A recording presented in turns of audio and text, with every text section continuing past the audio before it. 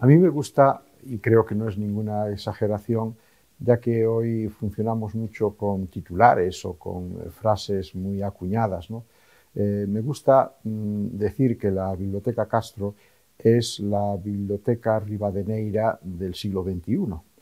La Biblioteca Castro, en estos 30 años, está ya pronta a conseguir las 300 ediciones, ¿no?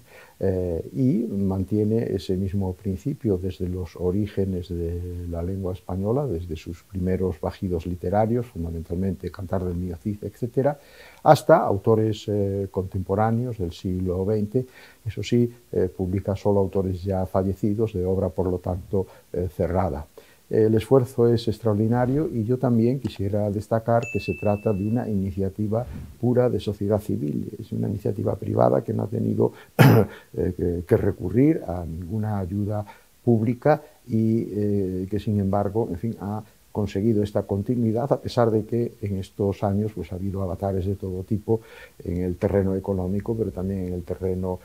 político, cultural y editorial. Con la Biblioteca de Autores Españoles de Rivadeneira y la de Menéndez Pelayo colaboraron muchos académicos de la española muy ilustres. Y en la Biblioteca Castro la responsabilidad filológica en el arranque de la colección le correspondió igualmente a otro muy ilustre académico desaparecido ya prematuramente, Domingo Indurain. Él fue el que hace 30 años orientó en una línea que yo asumo por completo y que me parece la más conveniente y oportuna para este tipo de colecciones, que es realizar unas ediciones fiables, rigurosas, con un texto absolutamente fidedigno a la voluntad del autor, pero desprovistas de todo el aparato erudito que los filólogos somos tan proclives a concederle a las obras de nuestro interés,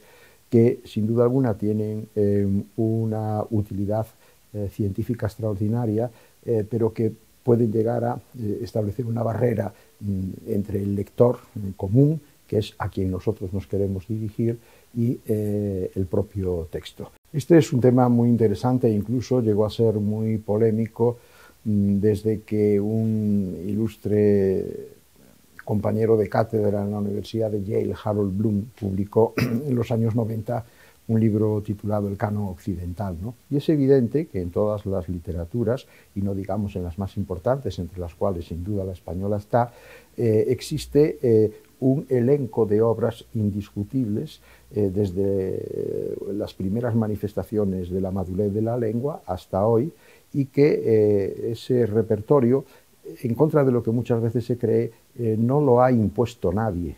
Es algo que resulta de un comercio, de una relación entre la creación, entre la publicación de los libros o de los textos y, por supuesto, también de la respuesta de los lectores, entre los cuales, por supuesto, hay un grupo que tiene una influencia especial, que son los estudiosos de la literatura, los críticos literarios, etc. Yo, sin embargo, creo, y esta colección de la Biblioteca Castro así lo practica, que es muy importante, por una parte, mantener el principio del canon. Nadie comprendería que la Biblioteca Castro no tuviera en su repertorio el Mío Cid, el Libro del Buen Amor, no tuviera la Celestina, el Quijote y tantos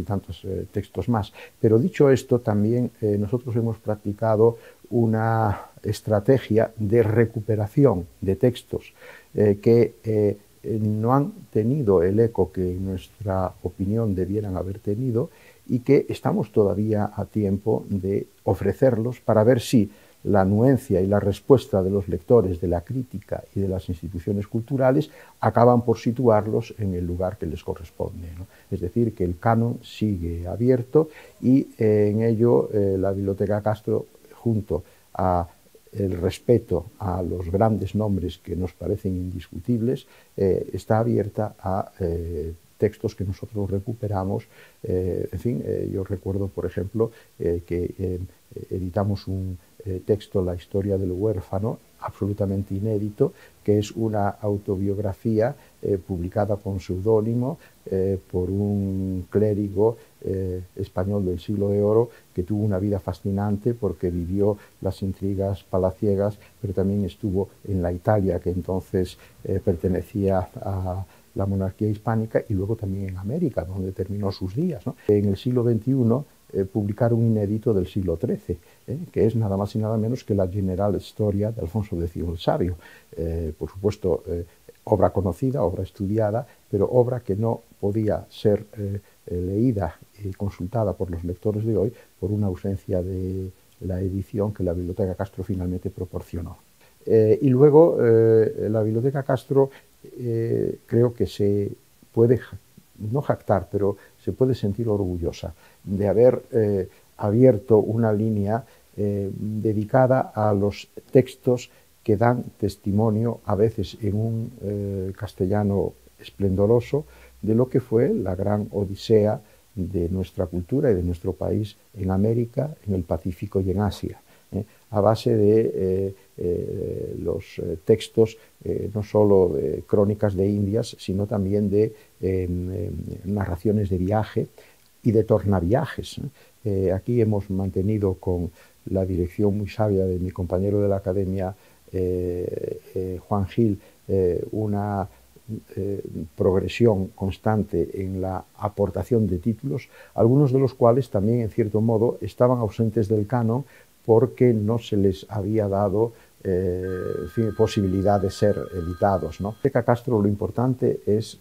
lo otro, ofrecer textos absolutamente fidedignos que reflejan la voluntad del autor en un momento determinado de la historia del texto. Por ejemplo, hemos editado la obra completa de Ramón de Valle-Inclán. Valle-Inclán cambiaba sus textos de manera continua, de modo que, por ejemplo, las sonatas de primera edición son diferentes en bastantes aspectos significativos de las sonatas publicadas en vida de don Ramón de Valle-Inclán, que murió en el año 36. Entonces ahí lo importante es establecer un criterio. ¿Con cuál edición nos quedamos? Puede ser la primera o puede ser la última, y luego, eso sí, la vamos a depurar, sin intervenir en ella, sin manipularla, pero, por ejemplo, corregir las erratas, a veces también hacer algunas modificaciones ortográficas para acomodar la escritura de origen a lo que son los criterios de la Real Academia hoy, que son a los que está habituado el lector actual. La colección sigue viva, de manera que, por una parte, está decidida a concluir proyectos que ya están en marcha, pero que precisamente por ser muy ambiciosos exigen su tiempo para su plena realización. Estoy pensando, por ejemplo, en la edición de las partes de las ediciones de comedias de Calderón, que el propio Calderón supervisó en vida, que son 9 tomos y faltan solo 3, pero con este proyecto de terminar obra que ya está en marcha, está, por supuesto, conviviendo lo que venimos manteniendo en los últimos años, que es introducir también escritores del siglo XX. Por ejemplo, pues,